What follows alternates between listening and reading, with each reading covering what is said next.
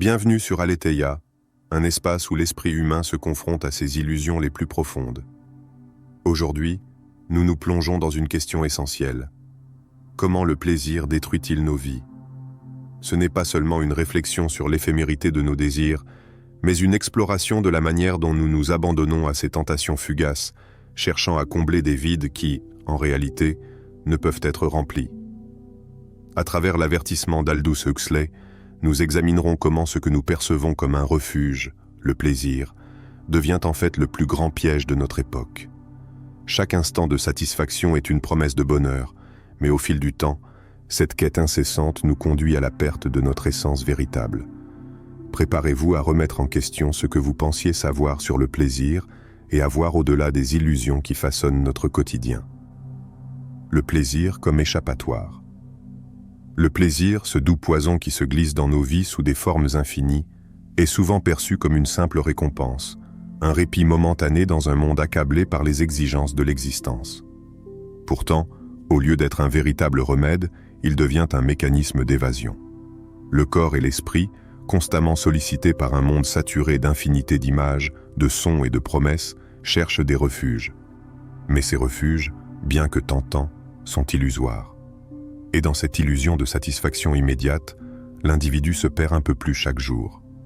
Dans un café animé, l'homme s'assoit avec son téléphone, glissant sans fin entre les notifications. Le café n'est qu'un prétexte pour prolonger cet échappatoire. Chaque sonnerie, chaque message, semble offrir un but, une raison d'être. Mais qu'est-ce que l'homme trouve réellement au fond de cette distraction? Une paix apparente, un répit momentané, jusqu'à ce que la frénésie revienne, encore plus pressante. Nous sommes devenus des êtres conditionnés, accros à la stimulation externe, incapables de supporter la vacuité de l'instant. Et chaque fois que nous nous précipitons vers une distraction, nous détournons notre regard de l'essentiel. Le plaisir moderne, dans toute sa forme, nous pousse à rechercher toujours plus. Plus de possession, plus de sensations, plus de reconnaissance. Mais ce plus nous éloigne de ce qui est véritablement important. Ce n'est pas la richesse intérieure que nous cherchons, mais un semblant de satisfaction qui, à chaque nouvelle acquisition, se transforme en un gouffre plus profond.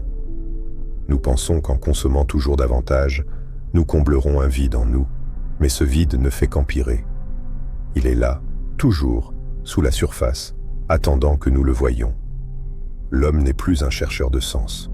Il est devenu un consommateur d'éphémères, toujours dans l'attente d'un soulagement qui ne viendra jamais. Il en est ainsi pour la quête du plaisir immédiat. Qu'il s'agisse d'un écran, d'une cigarette, d'une drogue, ou même d'une relation superficielle, chaque plaisir vécu est une tentative désespérée d'échapper à la douleur que l'on porte en soi. Le bonheur, tel qu'on nous le vend, est une distraction, une marchandise. Mais au fur et à mesure, cette marchandise devient une prison. Car chaque évasion est une porte qui se ferme sur notre liberté intérieure. L'homme moderne, perdu dans un tourbillon de satisfactions immédiates, a oublié le sens profond du bonheur. Un bonheur qui ne s'achète pas, qui ne se trouve pas dans l'accumulation, mais qui réside dans l'acceptation de ce que nous sommes, dans la confrontation avec la vérité nue de notre existence. Mais comment réagir face à cela? La fuite devient-elle une solution viable? Ou bien est-ce dans l'acceptation de cette réalité que l'homme peut enfin trouver la vraie paix, la vraie liberté? Au lieu de chercher à se noyer dans les distractions, pourrait-il s'aventurer dans le silence intérieur et s'y découvrir, au fond de son âme, la sérénité qu'il cherchait à travers 1000 objets et plaisirs? Ce n'est qu'en cessant de fuir, en cessant de se cacher derrière des illusions, que l'individu pourra commencer à comprendre les véritables dimensions du plaisir et de la souffrance, et peut-être enfin se libérer de cette boucle infinie. Alors que le monde continue à tourner autour de lui, en lui offrant des distractions sans fin, l'homme devra un jour décider. Va-t-il continuer à se perdre dans cette fuite perpétuelle, ou va-t-il enfin se confronter à la réalité de son existence, sans le voile du plaisir pour lui offrir une quelconque forme d'illusion? La liberté illusoire du plaisir. La liberté que nous croyons posséder dans la quête du plaisir est un mirage, une façade brillante derrière laquelle se cache notre esclavage. Nous nous leurrons en pensant que chaque désir satisfait est un pas de plus vers notre émancipation, mais en réalité, c'est une illusion savamment entretenue par un monde qui profite de notre insatiabilité. Nous sommes libres, nous disons, tout en étant constamment liés à nos besoins, à nos désirs, à nos passions. Mais cette liberté apparente ne fait que renforcer nos chaînes invisibles, qui se resserrent à chaque nouvelle consommation. Prenons un exemple simple. Un homme se lève chaque matin avec un seul objectif, satisfaire ses désirs. Le café de la matinée, le nouveau film sur l'écran, les sorties, les achats, les relations. Ce cercle se répète inlassablement, et chaque jour, l'homme se persuade que le plaisir d'aujourd'hui le libérera de la frustration de demain. Mais la vérité est qu'il ne fait qu'accentuer son esclavage. Chaque satisfaction est un tour de clé dans la serrure de sa prison intérieure. Cette quête effrénée de gratification immédiate devient son seul horizon. La liberté promise par les plaisirs devient, par contraste, une réalité étouffante. Le monde moderne, à travers ses médias, ses publicités et ses technologies, nous vante une vision de la liberté fondée sur la consommation. Plus vous consommez, plus vous êtes libre. Chaque nouvelle expérience est un signe de progrès, chaque nouvelle acquisition, un pas vers une existence pleine et accomplie. Mais qu'en est-il de la véritable liberté? Est-ce la capacité de se jeter dans le tourbillon du plaisir sans fin, ou la capacité à se retirer de ce tourbillon, à s'élever au-dessus des vagues incessantes du désir et à trouver la paix dans la simplicité? Le véritable esclave n'est pas celui qui vit sous une contrainte extérieure, mais celui qui est sous l'emprise de ses propres désirs. Il est esclave de ce qu'il pense devoir posséder ou accomplir pour être heureux. Il se perd dans une illusion de liberté, mais il n'est qu'un prisonnier du désir. Ce qui est vraiment libre, c'est l'esprit détaché de la quête perpétuelle de satisfaction extérieure. La vraie liberté se trouve dans la capacité de se libérer des chaînes invisibles du désir, dans l'acceptation de ce que l'on a, dans la reconnaissance que la plénitude ne réside pas dans l'acquisition, mais dans le détachement. À chaque fois que nous succombons à l'appel du plaisir, nous nous éloignons un peu plus de cette liberté intérieure. Il ne s'agit pas de renoncer au plaisir, mais de comprendre que celui-ci ne doit pas être l'objectif de notre existence. L'homme moderne, obsédé par l'idée de plaire à ses sens et de remplir son vide intérieur par la consommation, finit par devenir un spectateur passif de sa propre vie. Il attend constamment le prochain éclat, le prochain frisson, mais jamais il ne trouve la paix, car il a oublié que la véritable liberté réside dans la maîtrise de ses désirs, et non dans leur satisfaction permanente. Il existe une liberté beaucoup plus grande, celle qui consiste à renoncer à l'illusion que le plaisir peut remplir nos vies. En acceptant la simplicité, en nous détachant de la frénésie du monde moderne, nous pouvons retrouver la véritable liberté. Cette liberté ne se trouve pas dans l'infini des plaisirs accessibles, mais dans le courage de se libérer de l'idée même que nous devons sans cesse chercher à nous divertir, à consommer, à posséder. En vérité, la liberté ultime réside dans la possibilité de choisir de ne pas être esclave de nos désirs. C'est dans l'espace créé par l'absence de désir que naît la paix intérieure. Alors la question se pose. La véritable liberté est-elle dans le plaisir immédiat ou dans le renoncement à ce qui semble nous combler, mais ne fait que nous enchaîner? Pour se libérer, il faut d'abord comprendre que la véritable prison n'est pas celle des barreaux visibles, mais celle de l'esprit, emprisonné par ses désirs incessants. L'éveil. Par la négation du plaisir. La souffrance, dans sa forme brute, est perçue comme un fardeau insupportable. Nous la fuyons à tout prix, nous l'ignorons, nous cherchons à la noyer sous des couches de distraction et de plaisir. Mais ce que nous oublions, c'est qu'elle est l'une des clés les plus profondes de notre existence. La souffrance, lorsqu'elle est affrontée de manière consciente, devient une chance d'éveil, une opportunité de transformation radicale. Le véritable piège n'est pas la souffrance elle-même, mais notre tentative constante de l'éviter, de la fuir dans un déluge de plaisirs éphémères. Imaginez un homme qui traverse une épreuve difficile. Au lieu de chercher immédiatement une distraction pour alléger sa douleur, une consommation excessive de nourriture, une soirée bruyante ou un engagement dans une relation superficielle, il choisit de se confronter à ce qui le tourmente. Il s'assoit, calme son esprit et se permet de ressentir pleinement sa souffrance. Il n'essaie pas de l'échapper, il l'accueille. C'est dans cet espace de vulnérabilité que la transformation commence. La souffrance devient une porte d'entrée vers une compréhension plus profonde de soi, une manière d'accéder à une sagesse cachée, enfouie sous les couches superficielles de l'ego. Prenons l'exemple de l'ermite. cette figure de solitude volontaire, loin du tumulte du monde. Loin des distractions mondaines, il trouve une paix que l'on chercherait en vain dans les plaisirs du monde. Ce n'est pas que l'ermite se coupe de la souffrance, il l'intègre. Dans sa solitude, il fait face à ses démons intérieurs, il accepte la douleur d'être seul, d'être confronté à ses propres pensées et émotions. Il ne fuit pas la souffrance, il l'utilise comme un outil d'élévation. La véritable liberté pour lui réside dans ce renoncement à l'illusion d'un plaisir rapide, dans la capacité de voir la réalité sans phare, sans artifice. La souffrance devient ainsi un pont, un chemin. Elle est la terre sur laquelle pousse la sagesse. Cette sagesse ne provient pas de la fuite, mais de l'acceptation. Nous avons été conditionnés à croire que la souffrance doit être évitée à tout prix, que le bonheur réside dans la satisfaction immédiate des désirs. Mais lorsque nous cessons de fuir, lorsque nous arrêtons d'essayer de combler chaque vide intérieur par des plaisirs extérieurs, nous découvrons quelque chose de bien plus précieux, un sens profond, une paix tranquille, une connexion avec notre essence. Ce n'est pas dans la distraction, mais dans l'absence de désir que l'on trouve l'authenticité. Lorsque nous cessons de fuir la souffrance et que nous l'acceptons comme une compagne, nous réalisons que nous n'avons plus besoin des plaisirs temporaires pour donner du sens à notre existence. La souffrance, loin d'être l'ennemi, devient une lumière guidant nos pas dans l'obscurité. C'est dans cette confrontation avec la réalité brute que l'on trouve la véritable liberté, celle qui n'est pas dépendante des circonstances extérieures, mais qui émane de l'intérieur. À travers cette perspective, la douleur n'est plus quelque chose à craindre, mais une invitation à explorer plus profondément ce que signifie être humain. Chaque moment de souffrance devient un rappel que l'on est vivant, que l'on est capable de grandir au-delà des limites de notre condition. Et c'est en cessant de fuir cette souffrance, en l'embrassant comme une part inévitable de notre expérience, que l'on découvre la profondeur de notre existence. Ce renoncement aux plaisirs immédiats n'est pas un abandon de la vie, mais un retour à la véritable vie.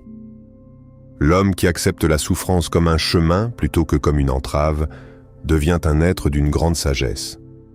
Il n'est plus esclave de ses désirs, mais maître de ses choix. En se détachant de l'illusion du plaisir, il s'élève. Il accède à une liberté profonde, fondée non pas sur ce qu'il possède ou sur ce qu'il consomme, mais sur ce qu'il est capable d'accepter en lui-même. Ainsi, la souffrance, loin d'être une malédiction, devient le creuset dans lequel se forge l'âme véritable. Il n'y a pas de véritable éveil sans souffrance, car c'est seulement dans la confrontation avec notre propre douleur que nous avons la possibilité de grandir. C'est dans cette confrontation que réside la possibilité de nous débarrasser des illusions du plaisir et d'accéder à une forme de sagesse qui ne peut être trouvée dans aucune distraction extérieure. Le plaisir, comme symbole de l'esclavage moderne. Dans cette société où le plaisir est devenu la norme, il n'est plus perçu comme un instant de bien-être authentique, mais comme une exigence, une nécessité à satisfaire pour être heureux. Le plaisir n'est plus un bien. Il est devenu une marchandise que l'on vend et achète à chaque coin de rue, à chaque page d'écran. Les publicités nous bombardent, nous promettant que l'acquisition de ce produit, cette expérience ou cette sensation nous offrira la paix intérieure que nous recherchons désespérément. Mais qu'avons-nous trouvé en retour? Un bonheur fragile qui disparaît dès que le prochain désir se manifeste, une satisfaction éphémère qui ne fait que nous replonger plus profondément dans la quête incessante de la prochaine illusion. L'homme moderne vit dans une frénésie consumériste où chaque nouvelle acquisition devient un moment de gratification immédiate. Mais ce bonheur soudain et passager ne comble en rien le vide existentiel qui le ronge. Chaque objet acheté, chaque nouvelle tendance suivie, chaque expérience vécue semble offrir une forme de réconfort temporaire. Cependant, en réalité, chaque plaisir est une porte qui se ferme sur notre autonomie intérieure. Chaque distraction est une barrière qui nous empêche d'être présents à nous-mêmes.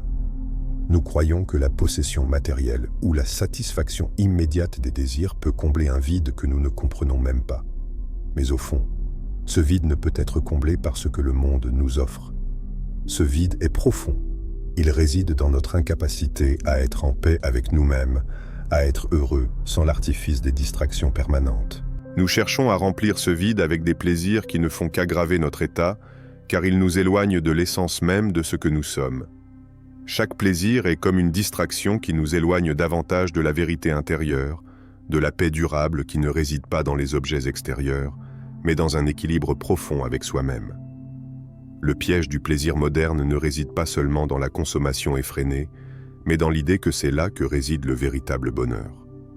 Chaque annonce publicitaire nous promet un bonheur instantané, chaque produit nous promet de combler nos manques intérieurs. Mais à chaque fois, nous nous retrouvons à chercher dans des lieux extérieurs ce que nous devons trouver en nous-mêmes. Nous devenons des esclaves de nos désirs, des prisonniers de ce que le monde nous dicte d'aspirer à avoir, à consommer, à vivre. Nous croyons que le plaisir nous offre une forme de liberté, mais en réalité, il nous enchaîne à une série d'attentes sans fin, nous gardant captifs dans une boucle de satisfaction temporaire. La liberté, cependant, ne réside pas dans la satisfaction de nos désirs. Elle réside dans la capacité à se détacher de cette recherche incessante. La vraie liberté est celle d'être capable de trouver la paix sans dépendre d'aucun objet, d'aucune expérience extérieure. C'est dans le détachement que se trouve l'autonomie intérieure, loin de l'agitation permanente que nous impose la société. Ce n'est pas dans la possession, mais dans le renoncement que l'on trouve la véritable indépendance. En cherchant constamment à remplir notre vie de plaisir, nous avons oublié qu'il existe un bonheur plus profond, une paix qui ne dépend ni des possessions, ni des expériences, mais d'un état d'être. Notre société, à travers ses distractions, ses plaisirs et ses possessions, nous incite à vivre dans le manque permanent, à toujours désirer plus. Mais cette quête est sans fin. Chaque désir satisfait engendre un nouveau désir.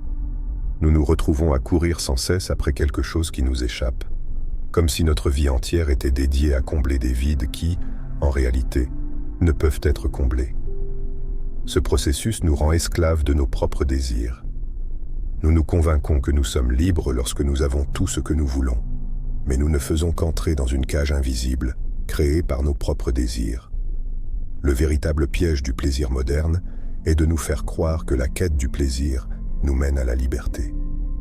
En réalité, elle nous enchaîne à une existence d'illusion, où nous devenons dépendants de ce qui nous distrait. La liberté ne se trouve pas dans la satisfaction de nos désirs, mais dans leur dépassement. La véritable liberté se trouve dans la capacité à être en paix, sans dépendre de ce que le monde nous offre, à trouver l'épanouissement non pas dans ce que l'on possède, mais dans ce que l'on est, dans la simplicité d'un être qui accepte pleinement sa propre existence. Et cela, loin des chaînes du désir et du plaisir immédiat. Ainsi, ce que nous prenons pour de la liberté n'est en réalité qu'une illusion, une forme d'esclavage moderne.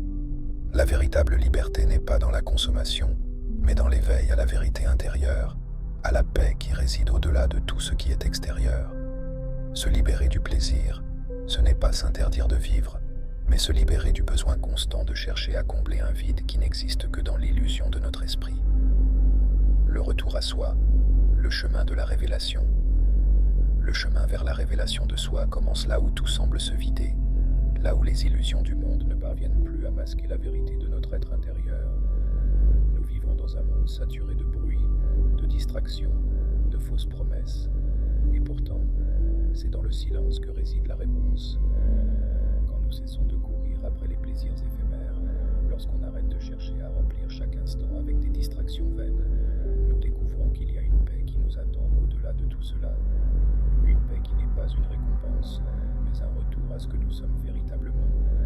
Le véritable éveil spirituel ne passe pas par la gratification immédiate des sens, mais par la confrontation silencieuse avec notre propre vérité. C'est dans ce moment de confrontation, où nous arrêtons d'échapper à nous-mêmes, que nous découvrons l'essence de ce que signifie vivre. Nous avons été tellement habitués à chercher en dehors de nous, à accumuler les plaisirs, à multiplier les sensations, que nous avons perdu de vue la source du bonheur véritable. Ce bonheur ne se trouve pas dans ce que nous possédons ou dans ce que nous ressentons, mais dans ce que nous sommes, dans ce que nous connaissons de nous-mêmes. Regarder en soi n'est pas une tâche facile, car cela signifie affronter les ombres, les parties de nous-mêmes que nous avons longtemps évitées. Cela exige d'accepter la souffrance, de la comprendre, de l'accueillir, non comme un fardeau, mais comme un maître de sagesse. C'est en acceptant la souffrance comme une compagne d'initiation que nous pouvons commencer à la transcender. La souffrance nous force à nous tourner vers l'intérieur, à laisser tomber les artifices et à voir ce qui est réellement là, sans phare ni distraction. Et c'est dans cette confrontation avec notre propre douleur que nous découvrons la vérité, une vérité qui nous rend libres de l'emprise des illusions extérieures. La recherche du plaisir nous pousse à chercher toujours plus, à vouloir combler un vide que nous ne comprenons pas, mais ce vide n'est pas quelque chose à remplacer. Il est, en réalité, le vide nécessaire à notre transformation, un espace où la vérité peut émerger, une terre fertile pour la croissance intérieure. Le plaisir, qu'il soit matériel ou sensoriel, nous offre des plaisirs immédiats, mais ces plaisirs ne sont que des mirages. Ils nous montrent ce que nous pensons vouloir, mais ils ne nous montrent jamais ce que nous avons réellement besoin de voir. Ce que nous cherchons dehors ne peut nous donner ce que nous avons à l'intérieur. Le véritable plaisir, celui qui nourrit et qui guérit, est celui qui naît de la connaissance de soi. C'est dans cette révélation intérieure que nous découvrons une sérénité inébranlable. Ce plaisir n'est pas une explosion d'extase, mais une douce acceptation, une paix profonde qui naît lorsque nous comprenons que tout ce que nous cherchons à l'extérieur est déjà en nous. Nous avons cherché le bonheur dans les plaisirs et les possessions, mais nous avons oublié que la véritable liberté réside dans la capacité à vivre en paix avec soi-même, à accepter notre humanité dans toute sa complexité. La libération n'est donc pas un acte de privation ou de renoncement au plaisir, mais un acte de retour à soi. Se libérer du plaisir, ce n'est pas fuir les sensations, mais comprendre que ce n'est pas dans leur accumulation que réside notre bonheur. C'est dans la simplicité d'un esprit qui cesse de courir après ce qui ne peut jamais le satisfaire, dans l'acceptation de notre être dans sa totalité. Le véritable retour à soi est un voyage intérieur qui nous emmène au-delà des illusions, vers une vérité nue, une vérité qui n'a pas besoin de distraction pour exister. Quand nous nous débarrassons des couches superficielles que nous avons accumulées au fil des ans, quand nous laissons tomber les illusions du monde, nous découvrons une forme de liberté qui n'a rien à voir avec ce que le monde nous propose. C'est une liberté intérieure, une liberté qui ne dépend de rien d'extérieur, mais qui réside dans la pleine acceptation de ce que nous sommes. Le plaisir véritable n'est pas celui que l'on recherche en dehors de soi, mais celui qui naît du retour à notre essence la plus pure. C'est une liberté douce, un retour à la maison, à la source de notre être. Ce n'est pas une libération lente ou brusque, mais un éveil à ce qui a toujours été là, juste sous la surface, attendant d'être vu et compris. Ainsi, la véritable révélation se trouve dans le silence intérieur, dans la simplicité d'un cœur qui cesse de chercher et commence à accepter. Ce n'est qu'en abandonnant les illusions de plaisir que l'on peut goûter au véritable plaisir de l'être, celui qui est calme, profond et durable, celui qui ne se dissipe pas, mais qui se renforce avec le temps. Le plaisir qui naît de la connaissance de soi est le seul qui nous permette de transcender l'ego et d'atteindre une forme d'illumination véritable. Ce chemin n'est pas celui de la consommation, mais celui de la transformation intérieure, de la reconnexion avec la source de notre vie. En fin de compte, la quête incessante du plaisir n'est qu'une illusion qui nous éloigne de notre véritable essence. Ce que nous cherchons à l'extérieur est déjà en nous, et c'est dans l'acceptation de notre propre vérité que réside la paix durable et la liberté véritable. Lorsque nous cessons de courir après des distractions superficielles et que nous faisons face à notre propre réalité, nous découvrons un plaisir bien plus profond, celui de la connaissance de soi. Ce chemin n'est pas celui des plaisirs immédiats, mais celui de la liberté intérieure et de l'éveil. Si cette réflexion a résonné en vous, si vous avez trouvé des échos de votre propre expérience dans ces mots, alors il est temps de faire le premier pas vers un retour à vous-même. Abonnez-vous à Aletheia, un espace où nous explorons ensemble les profondeurs de l'esprit humain pour découvrir la vérité qui se cache derrière les illusions. Laissez-vous guider par cette voie de compréhension et commencez votre voyage vers une liberté authentique. Commentez, partagez vos pensées et surtout, ouvrez la porte à un éveil qui changera votre perception du monde.